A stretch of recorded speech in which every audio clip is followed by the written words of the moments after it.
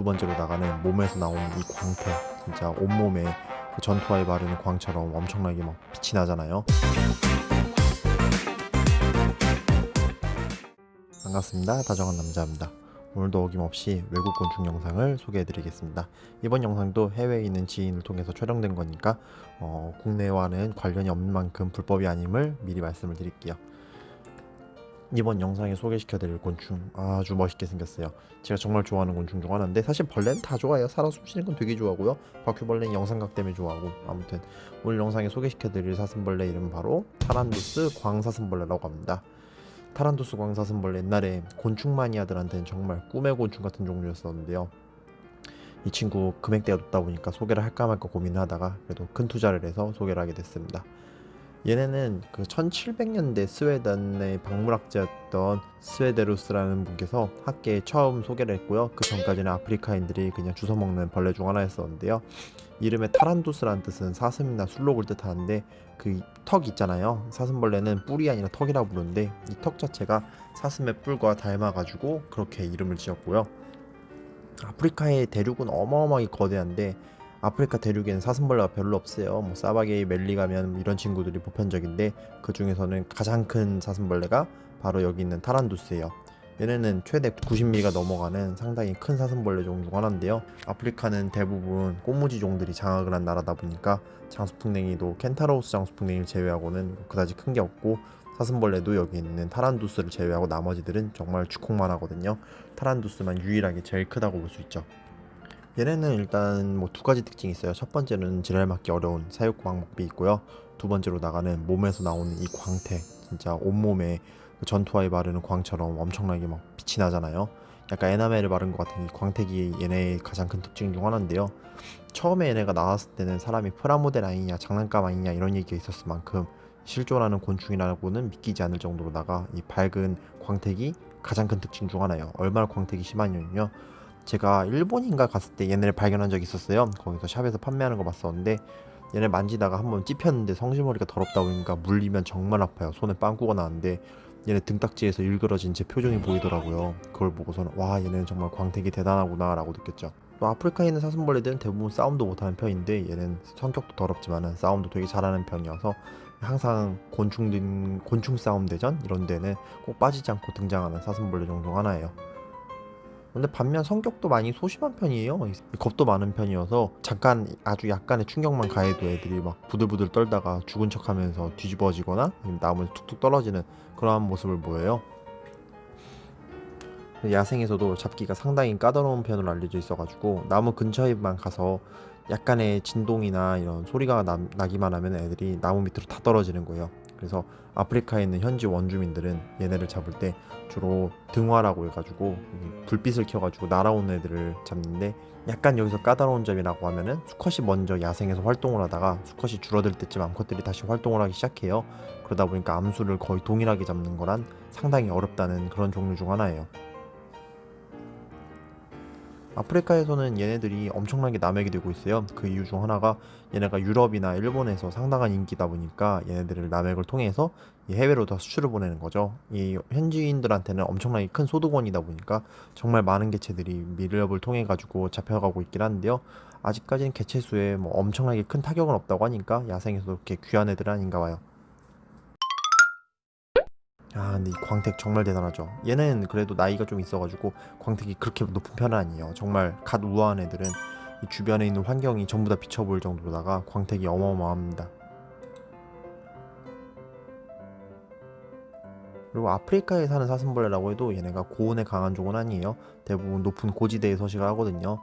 대부분 열대지방에 사는 사슴벌레들은 약간 높은 지대에 살아요. 그래야지 이 저지대에 있는 다른 포유류라던가 조류들의 이런 공격을 좀 그나마 덜 맞을 수가 있어가지고 피할 수가 있는 거죠. 그래서 고지대로다가 몰려서 생활하다 보니까 고온에 되게 약한 편이거든요. 이 타란두스도 옛날에는 막 아프리카 곤충이라 해가지고 뜨겁게 키우다가 많이 말아먹었다는데, 현재는 20도에서 27도 그 사이의 온도를 지켜서 사육을 하다 보니까 사육이 많이 그래도 쉬워진 편이에요. 정말 멋있게 생겼죠. 그리고 이번에는 저번 영상과는 다르게 암컷도 내려왔습니다. 자, 멋있는 타란두스 광사슴벌레 암컷 드디어 공개를 합니다.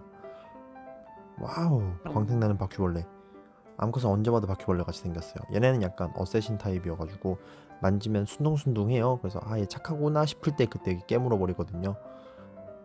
수컷이랑 별 차이가 없어요. 성질 들어온 거는.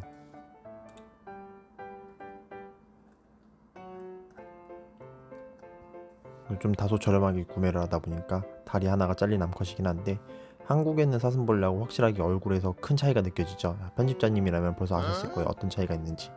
바로 이 타란두스 암컷의 특징이라고 하면은 이 큰 턱 있죠. 큰 턱이 약간 아래에서 위쪽으로 향해 있고, 그리고 머리 쪽 있잖아요. 머리 가슴배로 나뉘어지는 저 머리 쪽이 약간 한국 사슴벌레에 비해서 좀 더 뾰족뾰족하게 각이 섰다고 설명을 해야 되나? 그래야지 좀 쉽게 느껴지실 거예요.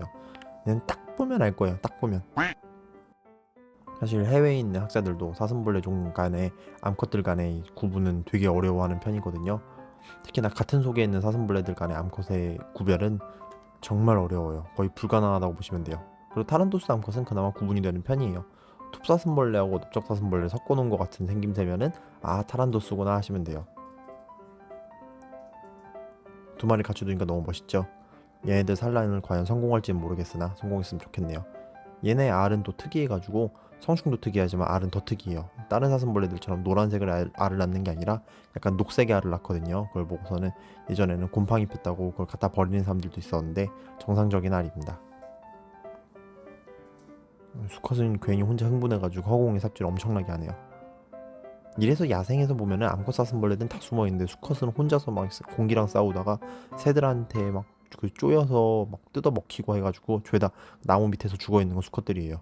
진화를 약간 미묘하게 했어 애들이.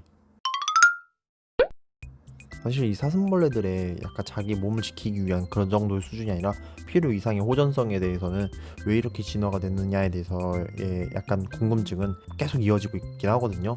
저도 솔직히 잘 모르겠어요. 얘들이 왜 이러고 사는지.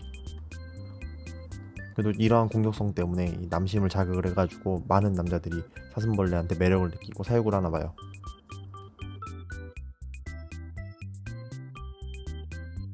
일단 케이스에 각각 넣어주고서는 서로 냄새를 적응을 하고 어느 정도 인식을 하고 배를 불리고 나면은 이 칸막이를 없애가지고 서로 짝을 지어주고 한번 산란을 받아보도록 하겠습니다.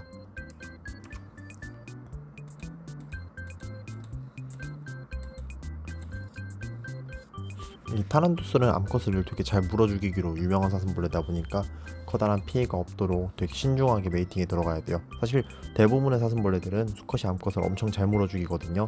그래서 항상 주인의 세심한 배려와 관심이 중요하답니다. 오늘 영상은 이걸로 마무리할게요. 정말 소개하고 싶은 건 중 하나 있습니다.